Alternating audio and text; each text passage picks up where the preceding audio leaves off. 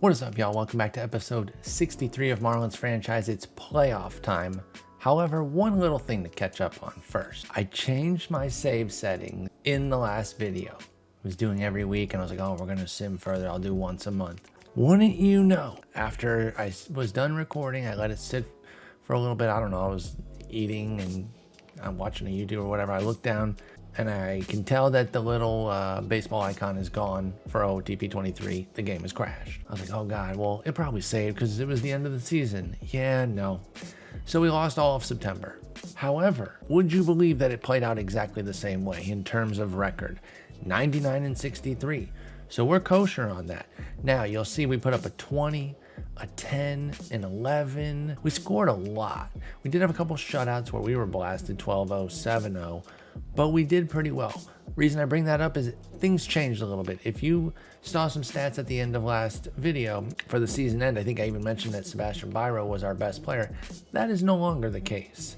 After a big September, which I believe this is what this is showing here, I think Muller or Walker overtook the top. These are September numbers, not the WAR. The WAR is still cumulative. So the leader was Jordan Walker. He jumped up to 4-4, Muller 4-2, Byro 4-1. So you can see he had a rotten September. 89 WR. Rotten actually overstates it a little bit. He only hit 196, but he salvaged it with a 317 OBP, if we're being honest. That cost him the WAR title on the team. I think he was 4.5 last time. So that changed. Oh, and also, bad news, A's fans. You guys didn't make the playoffs. My bad on that one.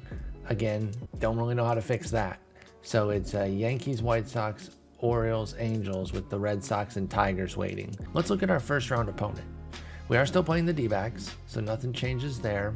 I will be honest with y'all and tell you guys that Arcadian Muller got hurt, and I did not accept that shit. So it was something severe for like 7 weeks. I changed it to a flu, and it was 2 days. He did then get a mild hip strain later in the month, but that was for 1 day. Obviously, I let that go. But I'm not taking a 7-week injury for one of our best guys because the game freaking crashed. I'm sorry, I'm not. I'm a roll with the punches kind of guy. Like when bad things happen to the team, we've eaten whatever's come our way. Not something like that on a rerun though. So hopefully y'all agree with me on that decision. Again, that would have been really sucky to come back and be like, hey guys, our best player is cooked. What happened, you ask? Well, I changed the save pattern like a big dumbass, and now we're screwed. So it is back to every week. Anyway, D-backs. We're familiar with them, right? We've been following them throughout this entire sim here. Usually the offense has been pretty good and the pitching hasn't been there. Then they finally won back-to-back division titles. Then they fell back to second in 2030, which wasn't even good enough for the playoffs or a 500 record. They've had this young core, but it's finally paying some dividends here with now, 3 playoff appearances in the last 4 years. And I mentioned this in the last episode. It's very homegrown. Arizona De Los Santos was already in the system when we started this. I believe so was Benitez. Where's Benitez? Uh-oh, did Benitez get hurt? Oh, no. Oh, that's tough. I don't know when that happened. Oh, no, it happened 9/22. Okay. You know what? Fair's fair. If we got out of it on the rerun, so do they. I'm giving them back. That's too key a player. And again, they weren't without him last time because we did check in on the team and I would have noticed that. So I don't want that to be like that. So they're getting Benitez back. At catcher, they have Adrian De La Castillo, excuse me. I almost said Castro. He's a good work ethic guy, but he's a pretty bad catcher. I mean, he's a 45 ability with 50 arms, so he doesn't even do the defensive piece. He can't hit. He's not fast. About to be 32 years old, and I'm just wondering why he's getting so much burn on a major league club. I don't get it. He was worth -3 WAR this year. Holy cow. They need a catcher, and badly. My goodness. Joe Mack is the backup. He's a 35 catching ability. He can hit a bit more, but he's a 35 catching ability, -1.4 WAR. Oh my God. They got -4 wins from their catchers. That's unbelievable, y'all. Arizona De Los Santos, talked a bunch about him. Home run stud, one of the preeminent power hitters of this league. 28 years old, terrifying.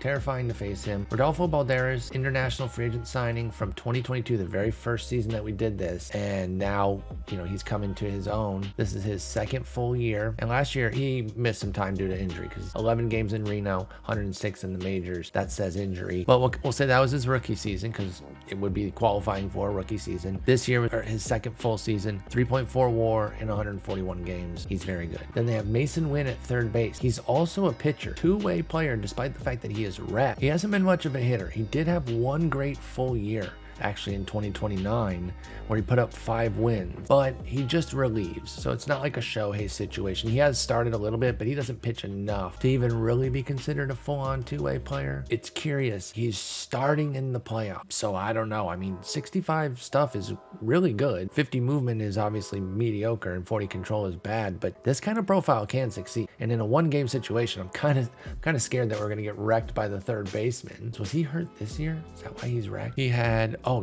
had 11 weeks worth of injuries, both to his right arm. Okay, we'll see what's up with him. Jordan Lawler, excellent player, brilliant shortstop. He's been an excellent hitter. 7th full season, one of which he did have a big injury where he only played 56 games, but he's one of the best players in the league. They have Derek Mitchell in left field. Looks like a pretty run-of-the-mill left fielder. Solid enough, nothing super special, but pretty good. 3 WAR. He was a first rounder back in 2023, another homegrown guy. Rogelio Escalante is not ready for the majors. He's been up for 4 plate appearances from A-ball. What the hell are they doing? I mean, he's a great defender. He has 80 range. He can play a major league outfield, but he should be like your 5th outfielder at best, and they're starting him. I don't know why Akil Mori isn't starting, but hey, don't fix that, because he's crushing it this year. Edgar Heinenkoski is the right fielder, and he looks pretty good. He's a spark plug. Only a 96 WRC plus in 36 games this year. He did come over from Minnesota, where he had 82 games of an 86 WRC plus. So he's like a just under average type hitter with some solid defense, really good speed and base running. So he's about a 3-win guy this year. So anyway, they go Heinenkoski, Lawler. Demetrio Contreras is their DH, by the way. He's another international signing. He's another beast. He might be the best of this entire bunch. So again, Del Castillo, free agent. De Los Santos was already in the system, so that's 1 homegrown. Balderas, international signing, homegrown. Mason Wynn was traded from St. Louis. We knew that, obviously. Jordan Lawler, homegrown, of course. Derek Mitchell, homegrown. Escalante, homegrown. Heinenkoski, we know he was just traded for, and then Demetrio.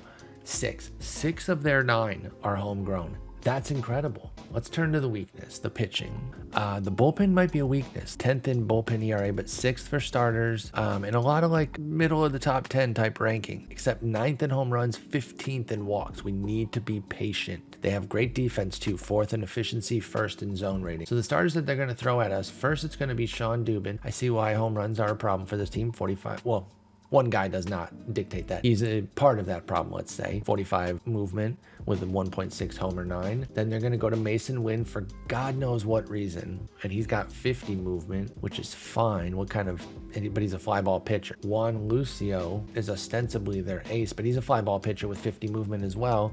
He allowed a 1.1 homer 9, so we'll see. Then as far as the bullpen goes, they've got some big home run 9 rates.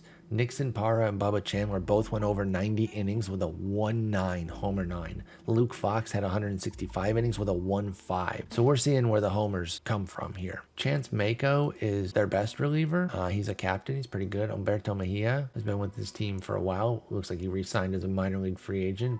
Alex Diaz looks pretty good. Oliver Ortega.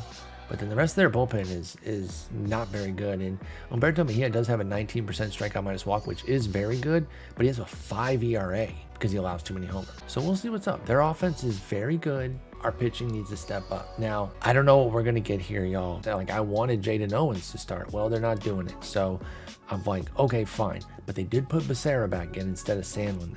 But now I'm wondering if I'm in the right here. Is Sandlin a freaking G as a starter? He's now 65, 65, 50. I mean, Jaden Owens I would prefer, but they're not putting him there. I think I'm going to let him put Sandlin in there. I'm going to relent. I'll take that off. They can do what they want. Let's just see what James McDonald does. Sandlin back. Okay, Jaden Owens closing. Becerra's setting up with more set. Okay, this works. I mean, but I'm also very sad that we don't have a stopper. Could you imagine if we had Jaden Owens in the stopper? Okay, we got to figure out what's going on here against these D-backs. Let's see what we got. Okay, this day off is going to help, by the way. I think that's actually going to allow Grayson to maybe start game 2. He's at 59%.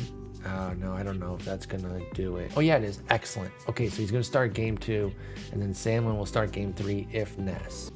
Why did I shorten if necessary to if Ness? Now, I understand that, like, in newspapers were these big, giant, folded up pieces of paper with a bunch of ink all over it that, like, it was like the internet printed out, basically. So, like, an outdated internet.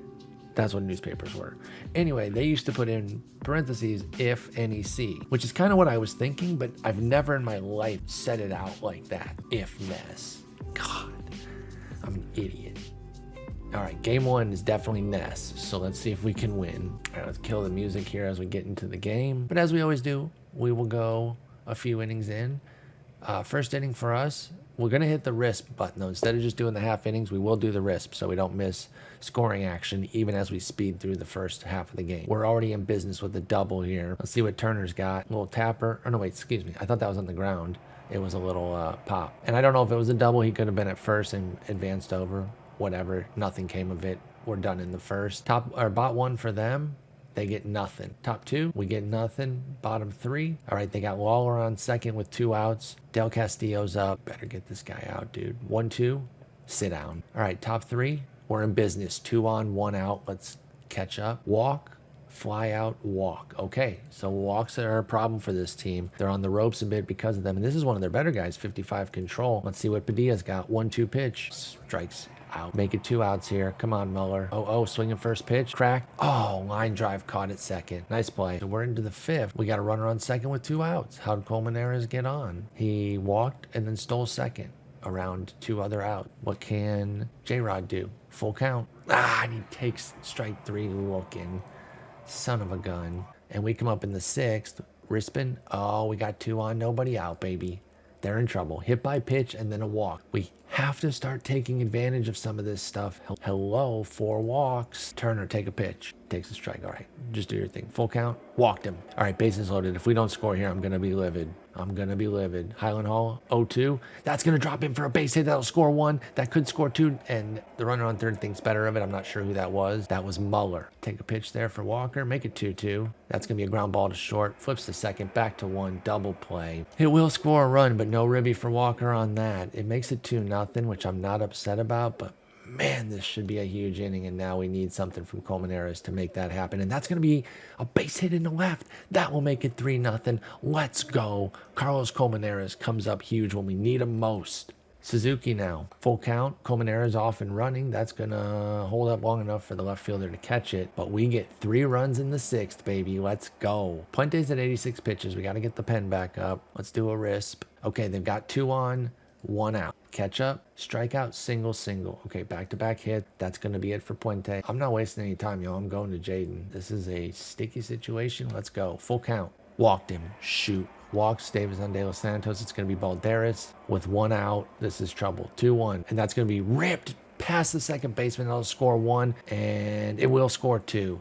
So it's 3-2 already. Son of a gun, Muller couldn't make that play. Dang it, now it's going to be Lawler. This is scary. 0-1, and he's dropping that one into left. That's going to be a base hit, but they were freezing because of the trajectory of that one, so it won't score a run. But it's still just Mitchell's up. 0-2, that's going to be, caught in center, thank God. He kind of had to run quite a bit there, and it stuttered him a little bit, so that's a huge second out. It'll be Del Castillo now. Please do not let this man beat you. Full count, base hit under Mueller's glove. That's going to score 2 runs. Adrian De La Castillo, one of the worst players in the league this year, makes it 4-3. You got to be kidding me, man. Escalante now, 1-2. That's going to be Tapper to first for the 3rd out, but we give back all 3 runs and then some. We're down 1, going top 7. Byro swinging first pitch, and he gets hit. Okay, we're right in business. J-Rod rips one in the left, base hit. 2 on, nobody out. Padilla, 1-0, swinging early. That's going to be a fly ball to right. It'll be Muller now, 1-0. He's swinging early too. That's going to be a little pop-out foul for the 2nd out. So we get 2 on, nobody out. We've already got 2 outs with Turner up.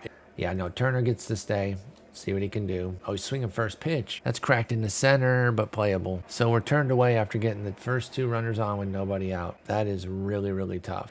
All right, they're bringing in Chance Mako, who I think I've tabbed as their best reliever, both from in terms of like who they trust, 81 innings and 59 appearances, and skills. Highland Hall, 2-0. Get yourself a base hit with 2-0. Come on. That's going to be ripped into left field. Base knock. Let's go. We're in business again. How many base runners have we got? We have 5 hits, 5 walks, and 2 hit batters. We've got opportunities. It's time to cash in. Let's go. Jordan Walker, 3-1. Taps it, or not foul, pops it out on a 3-1 count. That's so bad. 1-1. Carlos Colmenares, base hit up the middle. That's 2 hits for Colmenares. It'll be Seiya Suzuki now. 0-2. Strikes out. Leaves it up to Byro. 2-2. And he strikes out. Wow. So we get 2 more on and we get nothing from it. Like, what are you going to do? So Balderas coming up. Again, he is much worse against lefties. I think I'm going to bring Bowden in for Balderas. And we have 1 batter rule, so we can go right back to Boz after this. 2-2 coming to Balderas. And that's cracked into right butt, right at our guy Suzuki. All right, now we go to Boz. Ground ball to third. And it eats up Walker for an infield hit. All right. And the runner's going.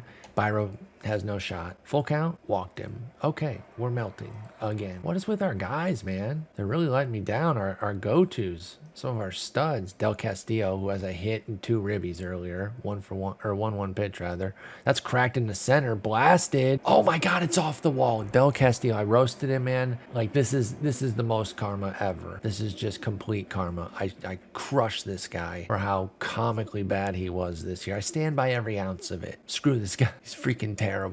And he's just owning my life. Wow. All right, Escalante. On the one hand, like I want to pitch around him to get double play in order. On the other, he's so bad we have to attack him. We have to. Full count. Don't you dare walk this guy. Are you? Okay, struck him out. I didn't hear the strike 3, so I was like, are you kidding me? Heinenkowski, please get out of this. 0-2. Struck him out. Okay. So Boz bounces back with 2 strikeouts, but it's top 9. We're down 2. Not good. 0-2 to J-Rod. That's a punchy, obviously. Padilla 2-0. Base hit, maybe? That's cracked into left. Rips that one down the opposite field line. That's going to be an easy double. Stand-up double for Tony Padilla. We're in business. Tying runner coming up in the form of Arcadian Muller. 1-0. That's blasted into the right center gap. That's going to get down. That'll score Padilla easily. Muller's going to be in for an easy double. He's going 3 all the way. Stand up. Should have been a stand-up triple. He slid, though. And we are in business. Sorry, it's 1 in the morning. I got to be a little bit quieter. I got to get on my whisper yell. So, 5-4 in the top of the 9th. Muller's at third with 1 out. If we do not score this run, I swear to God. Turner, come on, man. You're a stud. You crush righties. Do your thing. This might not be a terrible spot for Danny Rodriguez given his contact and avoid Ks because we need that ball in play. I'm going to make the move.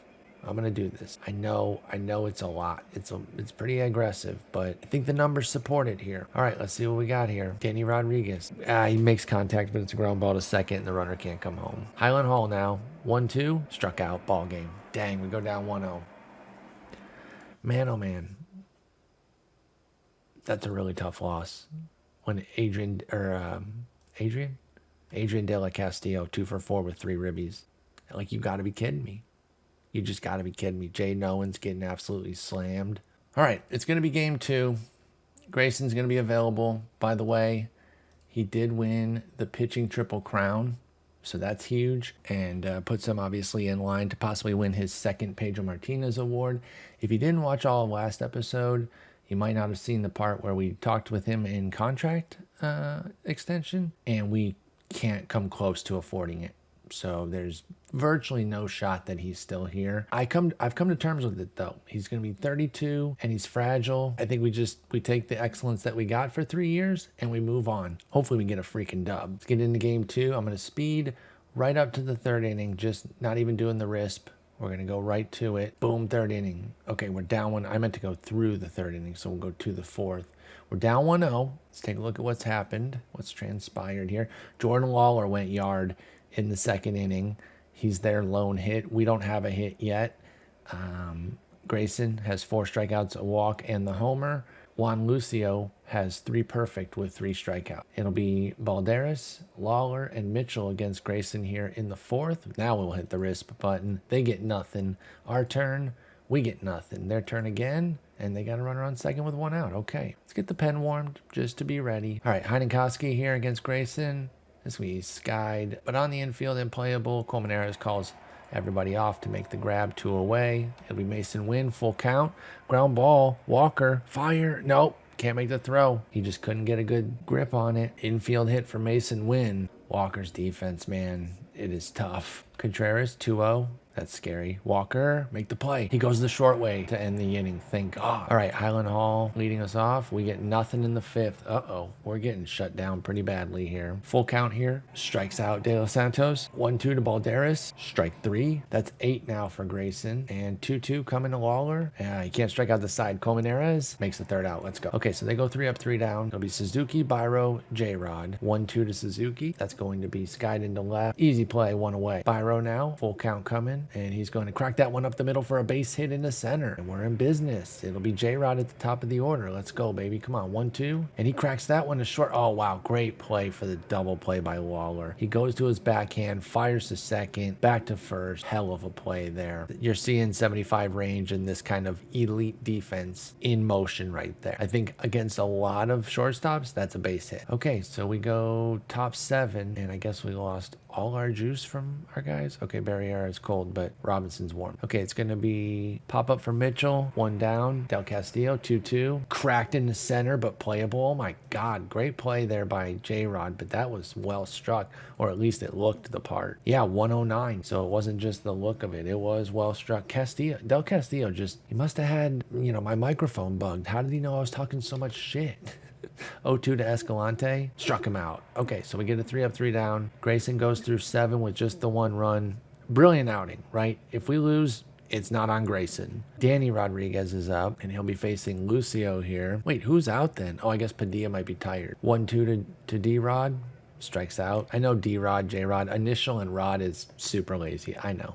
It's a crappy nickname. Plus, his nickname is La Plaqueta, which I think is just Carlos Pena's nickname, randomly generated for Danny Rodriguez, but we'll go with it. Mueller, 0-2. Popped up. It's going to be the 2nd out, and it'll be up to Turner to keep the inning going. He's swinging early in the count. That's cracked into left center, playable, and caught. 3 up, 3 down. We got 6 outs left in our season if we don't figure something out here. 99 pitches for Grayson. It'll be Heinenkowski, Wynn, and Contreras. Let's go to the lefty for Heinenkowski. Great outing by Grayson. Big strikeout there. We'll flip it. We'll go right to Lupe with 3 righties coming up. 0-1. Ground ball to short. Colmenares up with it. Fires 2 away. And then a full count here to Demetrio Contreras. Strikes him out. Chance Mako in again. It'll be Highland Hall, Jordan Walker, and Carlos Colmenares. Come on, guys. Let's do something here. 1-2. Little tapper out in front of the mound. 1 down. Jordan Walker now. 1-2 coming to him. Strikes out. And Colmenares 0-2. Oh, it's crushed in the left, but out. At least he didn't strike out. Small victories. Oh, man. I'm super nervous. Strikeout there of De Los Santos. It's Balderas now. 1-2. Strikes him out. And now Lawler, 0-1. He's the difference right now. Walker makes the play. He's the difference with that homer. And here we go. 3 outs for the rest of our season here. We've got Suzuki, Biro, J-Rod. And while it is 8-9-1, that's not a bad spot for us. Suzuki, I could use a base hit here so badly, Suzuki. What do you say? 2-1 pitch coming from Mako. And that's going to be deep in the hole, but it's Lawler. Never mind. I shouldn't have even gotten excited. When it's Lawler, it's an out. Biro now, 2-1. Cracked in the center, but high and playable. And that'll be 2 away. Wow. And it's up to J-Rod for our season here. First pitch coming. Takes it. Ball 1. Oh, no, called strike. 0-1. Strike 2. I'm pushing swing away. I don't know what he's doing. 0-2 now. Ball low. 1-2. Make it 2-2 now. He went 3 fastballs and a slider for Mako. Mako also has a changeup, but it's the least of his pitches. I think he goes back to the fastball here. 2-2. And that's a ground ball to first. Foot race there. De Los Santos will win it. And that is the season. We lose 2-0 to the Diamondbacks. A solo shot by Jordan Lawler is the difference, and that is the season. I'm stunned. I'm really bummed. I'm not going to lie. I'm really bummed by that. Man, we had 2 hits. Juan Lucio and Chance Mako.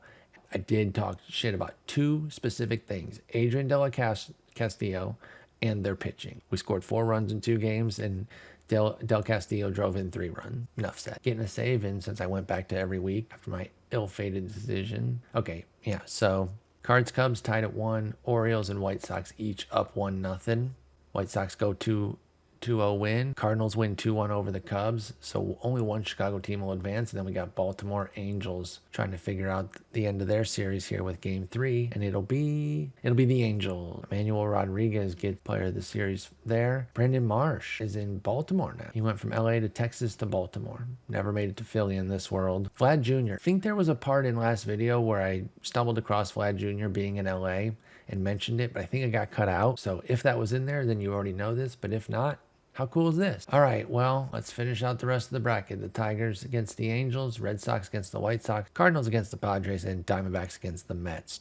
Honestly, all 4 of these teams have been teams that we faced in the playoffs during this franchise. Let's get to the LCSs. Cards win, Mets win, and then Red Sox and Tigers. Let's go. See my Tigers do well, even in a fictional universe. Andres Neri. Oh, Badu is in LA. He's not back in Detroit. He's with the Angels, excuse me. But it's the Tigers that win. Let's go to the playoffs there. Cool. Go Tigers. They'll face the Red Sox and then Cards, Mets. Mets had to go 5 against the D-back. Cards went 4, and then the 2 NLs both went 5. All right, let's get a World Series. William Bernal had a 427 OBP that led all of baseball, and he's a Tiger. Oh, wait. Soto had a 466. I thought that said 406, but that's Tatis's. So Soto is still the OBP god, which is the way it should be, by the way. That means all is right in the world. Both series go 7, and it's going to be Tigers, Mets, what me and my buddy wished for many moons ago in 2006. My buddy Paul and I, man, we'd have found a way to go to that World Series if it had been Tigers, Mets, but it said it was a stupid Cardinals, and the Tigers got killed.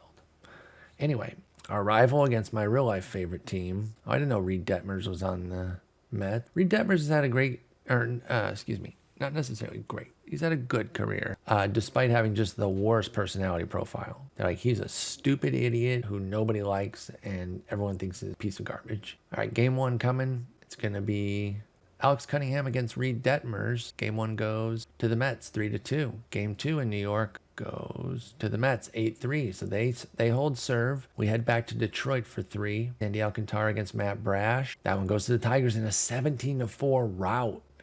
Oh, it was done early. They dropped 6 in the first, and they just kept tacking on. They added 1 in the second, 2 more in the third, 2 more in the fourth. They also gave up 2 in the fourth, but then added 6 in the fifth. Just a barrage early on. Sandy wore it. Emmanuel Clase wore it. Kervin Castro wore it. R. Nelson, Ryan Nelson, and Michael Hobbs wore it. Only 2 homers in the barrage, by the way. Danny Zavaleta went 1 for 2 with 3 runs, no ribbies, and 4 walks and a strikeout. That's a wild line. That's a wild line.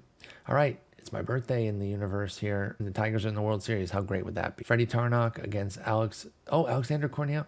Haven't both these guys been former? Maybe I don't know if I got Tarnock in this universe. Okay, not in this universe, but I'm very familiar with him. I've gotten him in some other franchises, but I know we had that Cornell guy for like a second. There it is. 19 innings, a bunch of stuff. 2 guys and a pick for Cornell, and then we traded him with Hentges for Palencia, who they also have now too. So they got Palencia back when, along with Roman Saucedo, for Dimitri Diamant and a 2nd round pick. How's Diamant doing?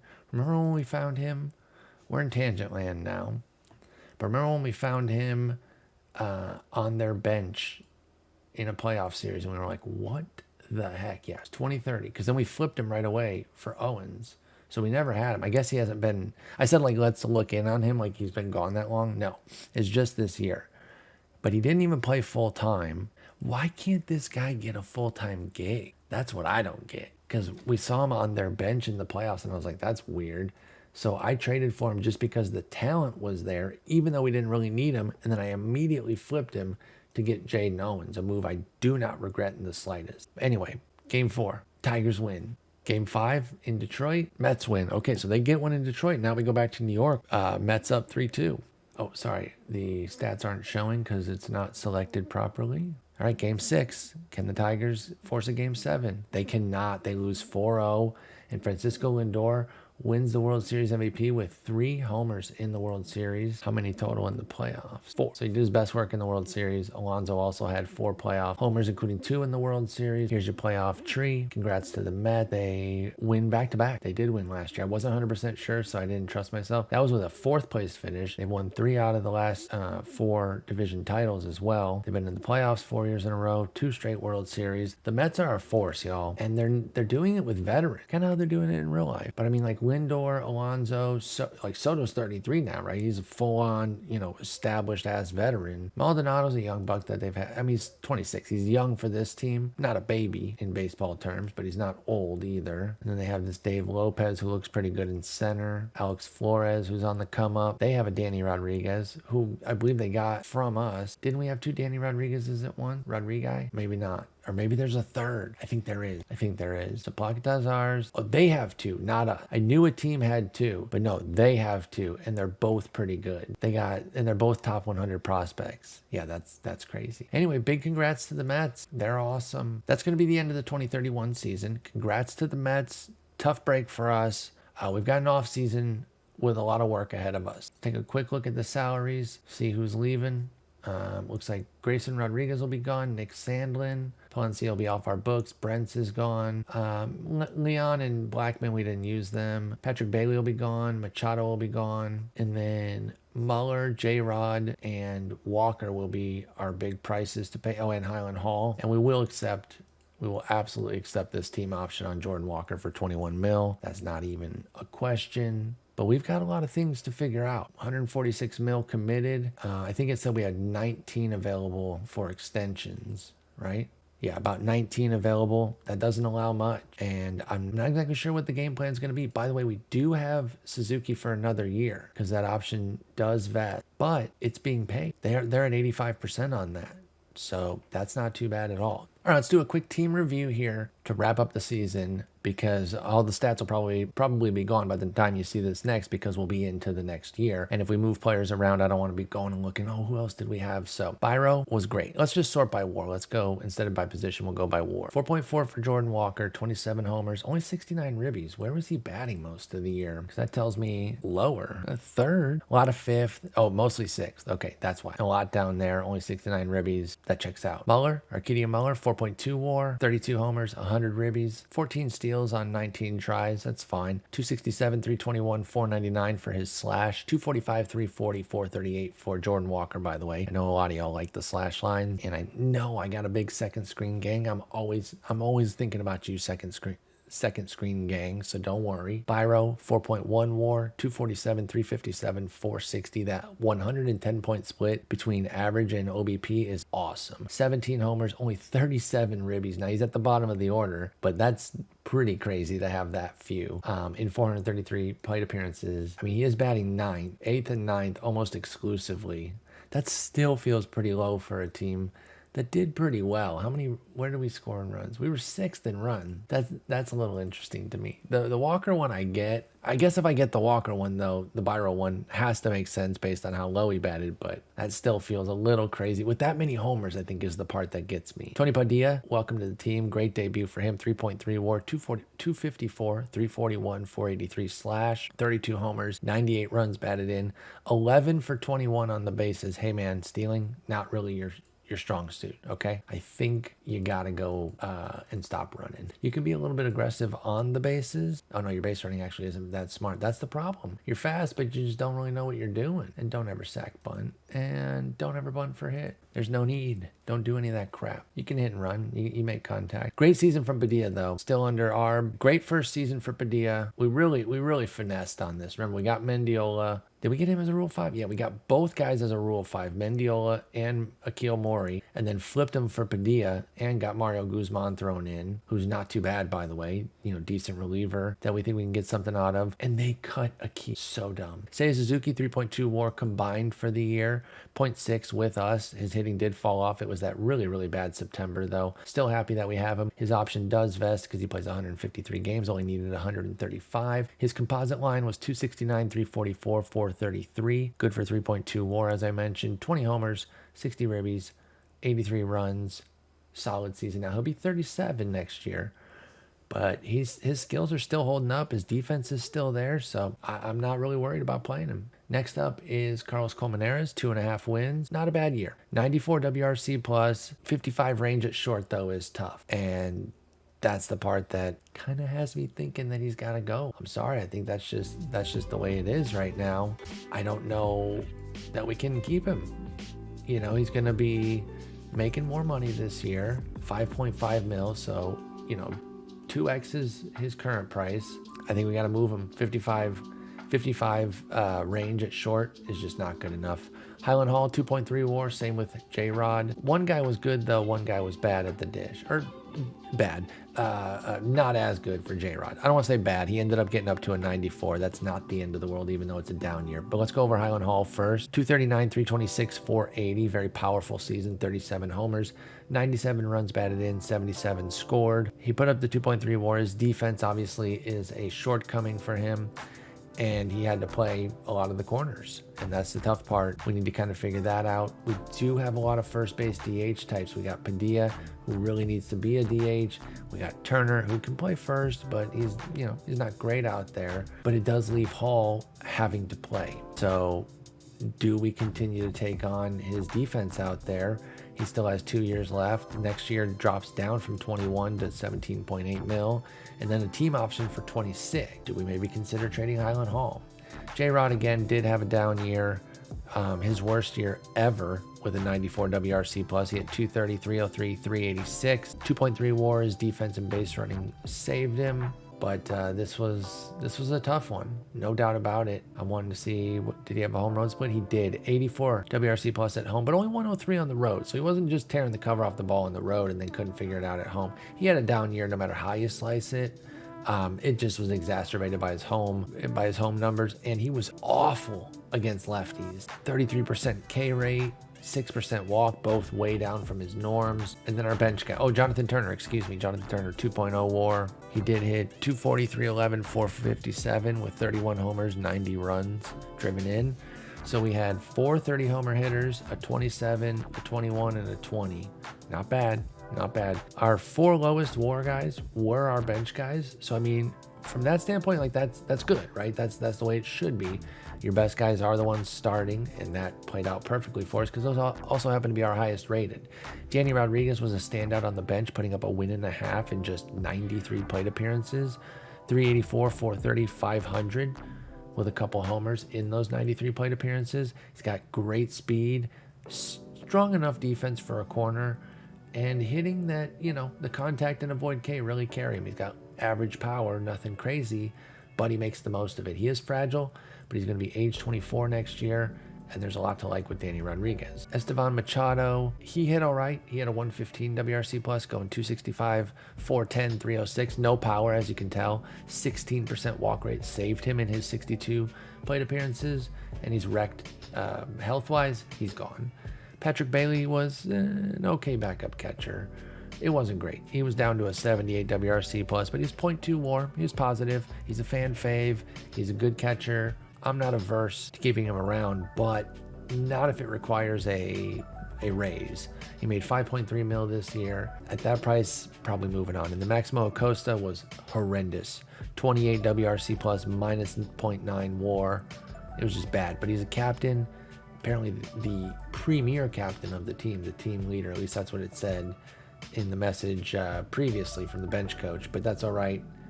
We don't have to worry about that anymore. We are going to lose 2 captains though. So we have a lot to do in the off season. That's the hitting rundown. All right, taking a look at the pitchers. Let's go with the starters first. You've got Grayson Rodriguez, had a Pedro-worthy season, 22% strikeout minus walk in 220 innings. That's good for a 5 Fangraphs WAR, 7 Baseball Reference. Luis Becerra in 187 2/3. Put up a 3.69 ERA and a 1.21 WHIP, 17% strikeout minus walk. Basically the same WAR, regardless of which outlet you're looking at between Baseball Reference and Fangraphs. 3.5, 3.4.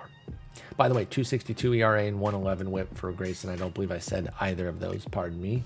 Danny Puente, 169 2/3. He had a 3.61 ERA and a 1.23 WHIP. 24% strikeout minus walk is amazing. He struck out 34% of the batters he faced. That's brilliant.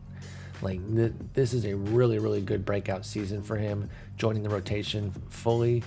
And he's gonna be asked to take over a big spot next year because Grayson's gone, and we're gonna have guys like Becerra and Puente have to step up and be studs, and really Owens too. Got big hopes for him. I wonder if Sandlin is worth bringing back. They like him as a potential starter. I wonder what he wants.